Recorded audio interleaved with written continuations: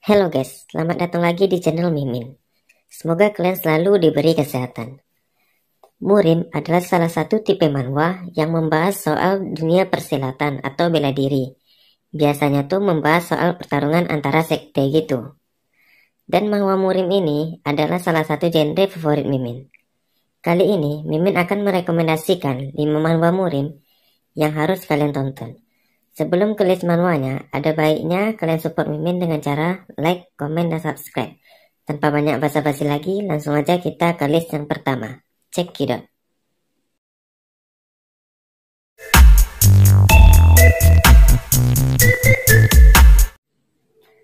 Murim Login berlatar tempat di sebuah era di mana para hunter hidup dengan cara berburu monster yang berasal dari gerbang. Cerita berfokus pada Jin Taekyung, seorang hunter tingkat rendah.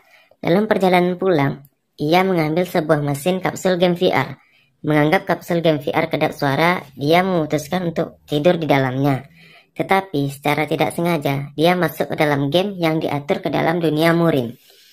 Setelah beradaptasi di Murim dan berkali-kali jatuh bangun, Jin Taekyung akhirnya berhasil kembali dan logout.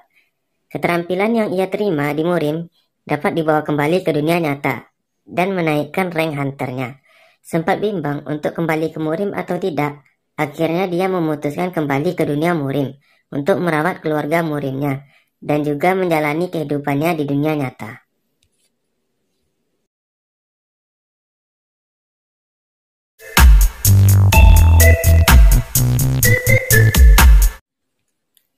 Legend of Asura: The Venom Dragon. Cerita berfokus pada Jin Jagang, seorang anak dari sebuah sekte obat. Pada suatu hari, keluarganya dan sektenya dihancurkan oleh sekte racun, dan dirinya dibawa untuk jadikan bahan eksperimen racun. Setelah berbulan-bulan, ia akhirnya berhasil kabur dengan tubuh yang kebal terhadap racun. Dalam perjalanan, ia bertemu dengan tahanan yang merupakan orang-orang dari sekte obat.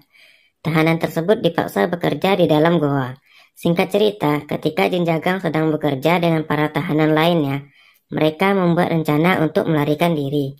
Namun naasnya, sebelum melarikan diri, goa tersebut runtuh, dan mereka terjebak.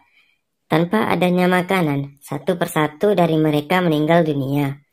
Hingga 8 tahun kemudian, hanya Jin Jagang yang selamat, dan keluar dari goa tersebut. Dengan mewarisi warisan dari sekte obat lainnya, dimulailah perjalanan membalas dendam Jin Jagang.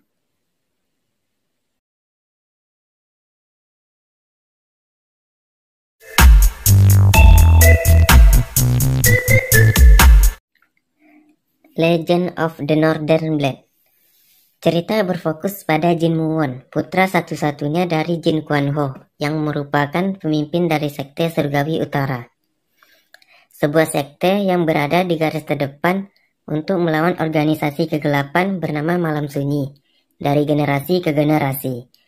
Dengan kekuatan yang luar biasa, Malam Sunyi berhasil dipukul mundur, dan membawa kedamaian bagi aliansi pusat surgawi. Namun, karena pengkhianatan dari 4 petinggi sekte Surgawi Utara, membuat ayah dari Jin Muwon mati di depan matanya, dan membuat sekte Surgawi Utara hancur.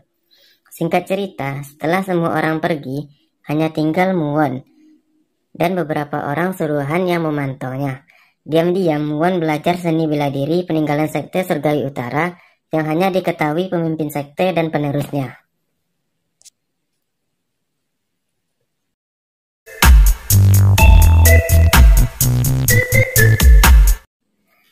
Nano Mesin.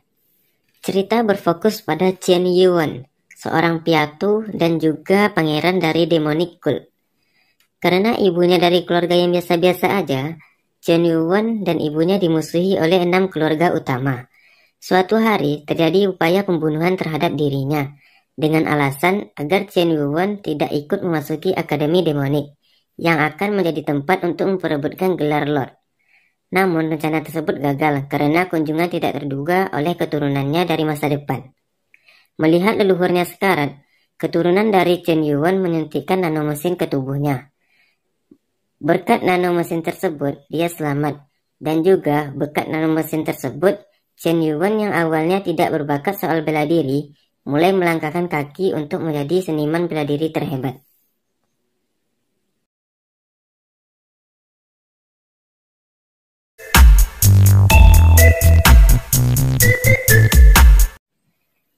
Magic Emperor. Cerita berfokus pada Zuo Yifan, seorang kaisar sihir dan biasa dipanggil Kaisar Iblis. Zuo Yifan mempunyai buku kaisar kuno yang disebut buku 9 rahasia. Karena buku tersebut, dia menjadi sasaran semua ahli bela diri di Murin. Ketika sedang bertarung dengan kaisar lainnya, dia dikhianati dan dibunuh oleh muridnya sendiri. Kemudian jiwanya masuk dan hidup kembali ke dalam tubuh Zuo Fan, yang merupakan seorang pelayan dari sebuah keluarga yang bernama keluarga Luo yang hampir hancur. Karena sihir hati yang mengekang tubuh Zuo Fan, Zuo Yifan sang kaisar iblis tidak bisa meninggalkan keluarga Luo dan bergerak bebas. Dan Zuo Yifan memutuskan untuk membangun keluarga Luo dengan menyembunyikan identitasnya.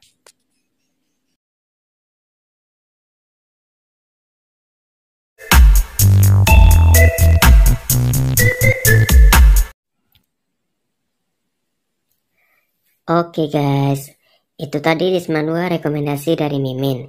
Semoga bisa menambah list bacaan kalian. Kalau misalnya kalian pengen rek-rek manhwa atau manhwa, tulis aja di komen ya guys. Mimin minta maaf juga kalau misalnya suara Mimin kurang jelas atau mungkin ada kata-kata yang salah. Dan Mimin ucapkan terima kasih karena sudah menonton. Sampai jumpa di video Mimin selanjutnya. Bye-bye.